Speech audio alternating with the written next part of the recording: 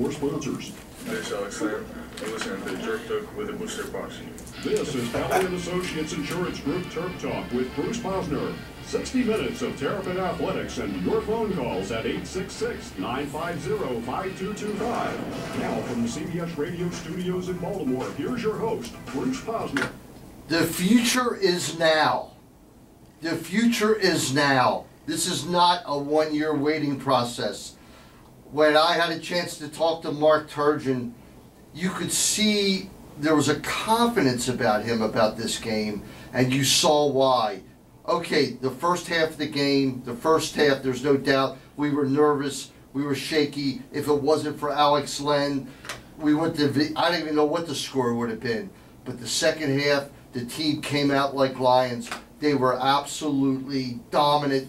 They dominated the Kentucky Wildcats. Nerlin, who? Alex Len was simply stupendous. 31 NBA scouts left that arena drooling over Alex Len. His double move early in the first half started him going. He blocked shots. He rebounded. 23 points, 12 rebounds. I think 4 or 5 blocks. He was absolutely scintillating, and he looked to be the leader of the team. Our guards didn't shoot well, but I got to tell you something. It's very rare that the Maryland Terrapins lose, and I feel great. But after that game, Wayne Viener, I felt tremendous. How about you? Well, Mr. Terp, Bruce Posner, I'm going to tell you that I still wanted to win the game. That is as positive as I've ever heard you be about a game that we didn't win in the end, but wow, we're going to be good. Listen, we played, arguably, the best team we're going to play all year last night. All right, probably Carolina or Duke might be as good, or NC State. They might be on that level, but I'm not sure about that. And even though it seemed like it was a home crowd, it wasn't really a Comcast crowd, and yet we took it to that team, minus a few mistakes down the wire. What Payshawn was thinking about in his last shot, I haven't figured out yet. But, you know, put that aside. It was the first game of the year, but the play of Alex Len, who's going to stop him? I'm telling you, there's nobody in the country that can stop Alex Len. And I tell you what, he would look pretty good down over on 9th Street for the Wizards down at Verizon Center right now. He was fantastic. That's the first time I've seen him play competition that you'd say is really at his level, and you're right. Second time he touches the ball, he takes it in there like a true big basketball player that he really is. He puts the moves on, he gets open against a guy that I think thought he was going to come out and stop him. I think Nerlin Knowles thought after the first shot that Len takes that it's going to be Nerlin Knowles' night, and Alex Len flips the table on him and dominates him. Yeah, Nerlin Knowles only scored 4 points. He made his first basket, and he was, except for making a great loose ball recovery down the wire, he wasn't much. We do have a tape of Coach Turgeon talking after the game, and let's hear what the coach had to say talking to Chris Nockey. Coach, you know, you never know what to expect. November 9th, it's awful early to play a game like this. Kind of a tale of two halves as well. Kind of general thoughts overall on the game. Hard-fought contest and pretty well played for this early in the season. Yeah, it was. I thought we were really bad the first half. I thought we were out of control offensively, shooting way too quick. We were actually trying to speed up the tempo. They were in a little bit of foul trouble. We felt like we could pressure them a little bit, and it really backfired on us. And they made a lot of shots the first half, got to the rim. Everything that we talked about not doing, we allowed them to do. The 4-4-3 number? Okay. Executed better. We really defended for the first 15 minutes. Whatever. The difference was Kyle Wiltshire was tremendous. The little kid that came in there, yeah, he was tremendous. He made the play of the game on the offensive rebound on the free throw, but you know what? We had about 4 fouls 90 feet from the basket, just trying to hustle but not very smart, and just showing our immaturity a little bit. But great effort by our guys. And we had guys cramping up, unfortunately, and I think that hurt us a little bit down the stretch too. You had, you know, for the first 16 minutes of the second half, you guys did pretty much what you wanted to do. There were 3 or 4 consecutive loose balls that found their way to Kentucky's hands, and sometimes those are directional plays in a game that's that that's that close, it seems. Yeah, I think the offensive rebound, they took it right out of Pichon's hands, and the guy made a big-time left-hand reverse layup. 30 And seconds. then when the ball was at the top of the key down there, Noel, or whatever, just out-hustled us to the ball. And I told our guys that. I said, Maryland's a great place. We won a national championship. We've been to a Final Four. But this group's got to learn how to win, okay? Even though they have new players, they're ready for the big stage, okay? And they made those plays that we didn't make hustling Stand by. down the stretch. There's 3 of them. And I think that was the whole difference in the game down the stretch, and we just couldn't score. I have to tell you that I was just, I'm hearing some feedback somewhere. I have to tell you that it was just incredible the way that Maryland turned around the game in the second half. Now, the comment that I thought was the comment of the night, Wayne, was on Terrapin Times when Maryland really was playing poorly in the first half, and somebody wrote in on TerpTalkSegment.com, at least there's been no ACL injuries. Yeah, we've been a little bit snake bit with the ACL injuries, but hey, we got through the game. Nobody got hurt. The 2 cramps, you know, it's like you see a guy go down with cramps and you start thinking, oh my God. I mean, Nick went down and Wells went down. And Nick wasn't the same after, he never seemed to get over those cramps. So he came back in, he was still limping around a bit. But he still got his 10 points, and as you mentioned, the dynamic of him cutting to the basket still opened things up for us, even though his shot wasn't on last I was night. disappointed in it. I was disappointed in his shooting, but I just think that they were nervous at first and they were just playing out of control. Might have been out of control, but I think that might have been the first time a lot of those guys had seen a team as athletic and shot blocking as Kentucky was. With Noel and then the Cauley Stein, who also was about 7 feet tall in there, it challenged every shot that Maryland was taking to the basket. And I know I've watched a lot of ACC games where Maryland makes those moves, they get to the basket, and the center or power forward that's in the game isn't as athletic as what Kentucky was bringing. So a shot that we would normally make is getting blocked. 54-38. Now, you know what that number represents? I'm going to guess rebounds. Rebounds in the favor of Maryland. Wow. Now, let's talk about for a minute the great play of Charles Mitchell. This guy, you know, first game ever on the, you know, stage. on the big stage. Huge stage. 10 rebounds. If he doesn't remind you of Charles Barkley, nobody does. Now, you know, he doesn't have Barkley's jump shot yet, but the physicality that he has, only being 6'7". The hands. The hands hands of an NFL tight end out there on a basketball court. That man could catch that ball. Every time there was like a 50-50 opportunity for the ball, who wound up with it? Charles Mitchell. I thought he was stupendous. Des Wells, I had a feeling it was going to be a tough game because it's tough. His game does not translate when he's playing against 3 guys who are close to 7 feet. It's tough for him to drive in there. However, his energy, his driving to the basket, that one ball that hung on the rim, Yeah. that was a killer on that 3-point play. I thought that his game, it's obvious that he's a tremendous player. It's obvious he belongs on the court, and he was billed on the internet as the best player on the team. I think last night, obviously, that was Len, but Des Wells has the ability to be the best player on the team. Yeah, Seth Allen. Now, I thought Seth, he played 25 minutes. Now, his key stat, when I took a look at the stats afterwards, and this I find unbelievable, he was running the point. Him and Nick were going back and forth in Pichon. They were kind of sharing. But when he was in there, he was basically running the point. 0. Count them. 0 turnovers. Well, that's our point guard. To me, and I'm just a fan, that's the guy. As somebody, you mentioned TerpTalkSegment.com, somebody wrote that he's got the hot sauce.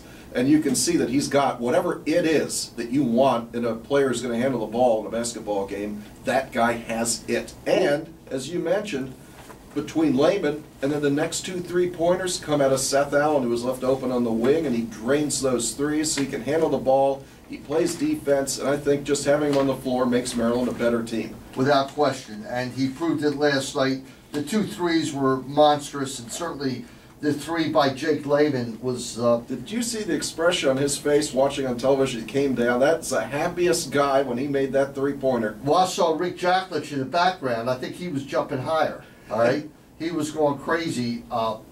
It was, you know, I don't know how I could feel so happy about a loss. And You're making me feel happier. Freddie called me up and he says, Bruce, we got to win this game. I said, man, we're playing unbelievable. Well, you brought up the schedule, and the only reason that you'd have a tough time letting that game get away is we really don't play anybody else like that until we get in the ACC. And if it comes down to having to win one more game, as it has over the past few years to get in the NCAAs, you really wish you beat the #3 team in the country when you had the chance. Yeah, it would have been great. Morehead State, LIU, Brooklyn. Who lost last night? Yeah, but LIU Brooklyn, isn't that a confliction in a name? Long Island University Brooklyn Division? So you got some people in New York are a little confused. Does Yeah, that that's for surprise sure. you? Lafayette, Georgia Southern, all right? Not Georgia State, Georgia Southern. At Northwestern, which will be it's not a walkover game. George Mason, that'll be a tough game. They beat Virginia last night. Oh, that was too bad, wasn't it? Yeah, sure. The ACC did not have a great night, which isn't good. Maryland Eastern Shore, South Carolina State, Monmouth, Stony Brook, and Delaware State, and then IUPUI Right. on New Year's Day. Ooey pooey coming to town. Ooey pooey, correct.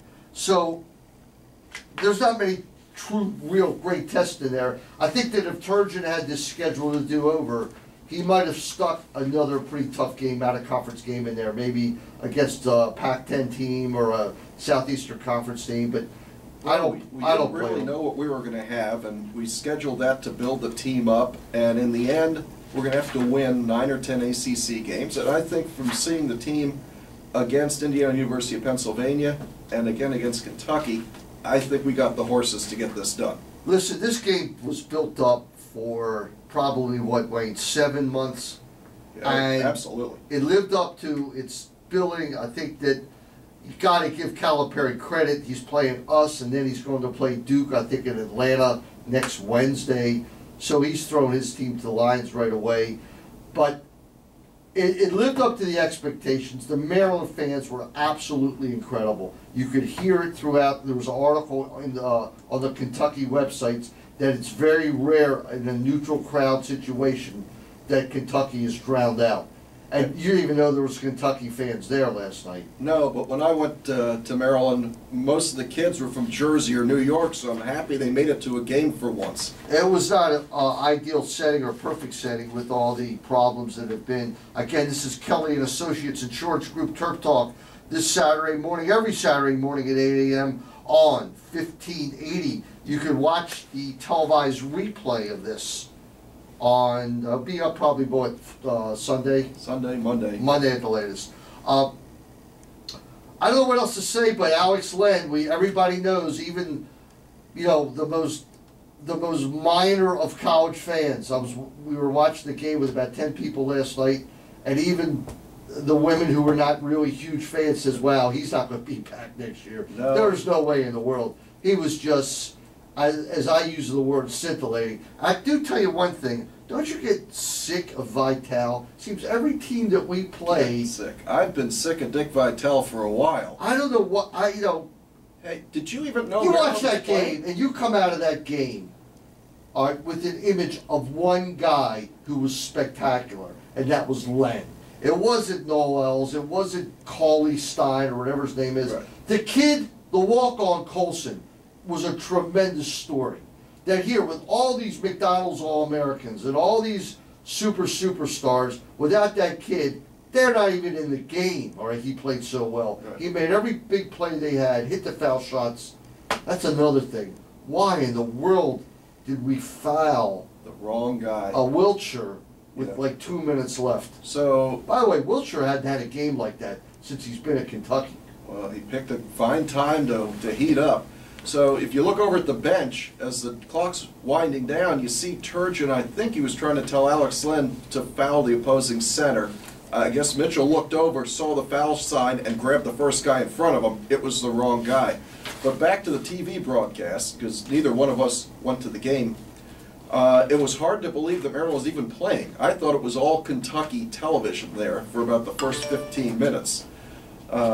You know, ESPN could have at least let the nation know they were playing somebody who was a pretty good team there. So I take a bit of offense at that. This was not supposed to be the Kentucky television showcase game of the week. Well, ESPN's got the Kentucky show, the All Access show, and that's their guy, and Calipari's a guy. But let's look. nobody's ragged on Calipari more than me. Nobody in the world. No, I But thought you bringing- said evil empire. It is the evil empire. But when all is said and done, his friendship with Turgeon really paid off for Maryland, because that was a stage game for Maryland. If Maryland, what do they have, 11 games coming up, and they should win all 11. Maybe Should be 11-1. right? Maybe they drop one of the games. I doubt it, but George Mason maybe, you don't know. But Maryland was put on the map last night in that loss, unless all of a sudden Kentucky starts getting blown out by everybody, which I don't think is going to happen. But it was just it was a marquee loss, if there is such a thing, and any Maryland fan in the world cannot watch that game and be upset. Now, for every soccer fan out there, we're going to get to the game. We're not ignoring it, and it was a tremendous come-from-behind win last night for Maryland against a really tough Clemson team. Who else? Patrick Mullins, with 5 minutes left, on some great passing, some great setups, but he really made just an incredible turnaround shot to tie the game up. And about 3 minutes later, Wayne, he fired a shot. I watched the entire game on Terps TV. He fired a shot that was just, it was Division I style. And I'm talking about over in London, whatever they call it. It was a rocket. The goalie made a save like I never saw. He just got his fingertips up to deflect it over the goal, and it had to be from 5 yards past the square.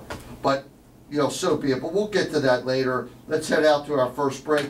This is Bruce Posner. You're listening to Kelly and Associates Insurance Group Terp Talk. And we'll be back in just a few minutes here on 1580 Gov.Biz Radio.